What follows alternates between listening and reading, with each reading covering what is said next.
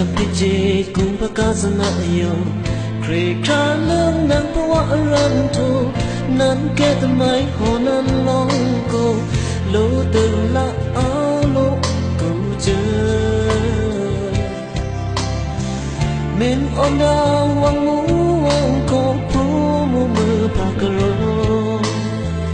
ต้องรับมือนอลูกินครอบ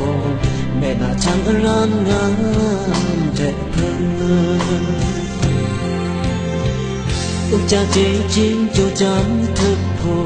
เอ็มเท้าโนวิ่งมองพวายโยพยายามใครปลงสมแต่ได้กูกันเพียเตือนเอาหรือกูเจอมินทมดาววังมูเมียวโยเงาทุ่มมือพากระโรต้องรับมือโนรันสารันโทไม่วางเดินอ่านมองสักโลคุยต้องนานเลือช่างเล่นเมื่อพาเงาอยู่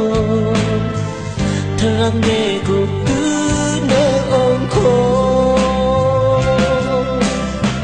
แม่สิเมื่อพาทางตอนนี้มีรักรังคำที่ตะโครจะเริ่มคำคุณจะน่าครึ่งครูอันนี้จะสักพอแต่ที่ไม่ต้องโยมินนาเมื่อพาเงา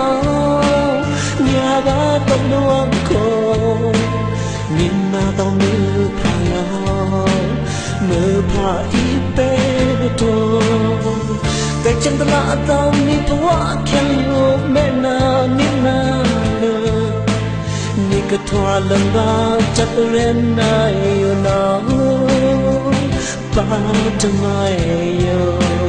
ม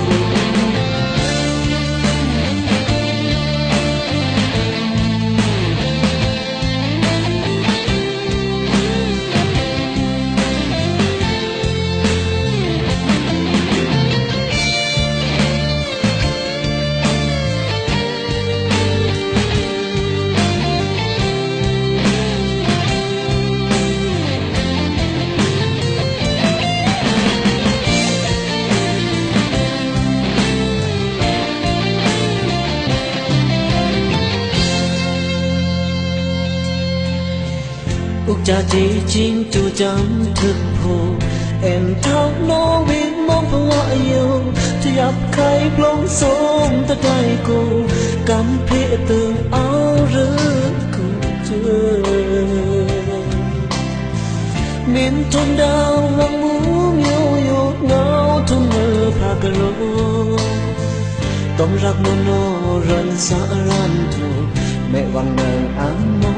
งสักโล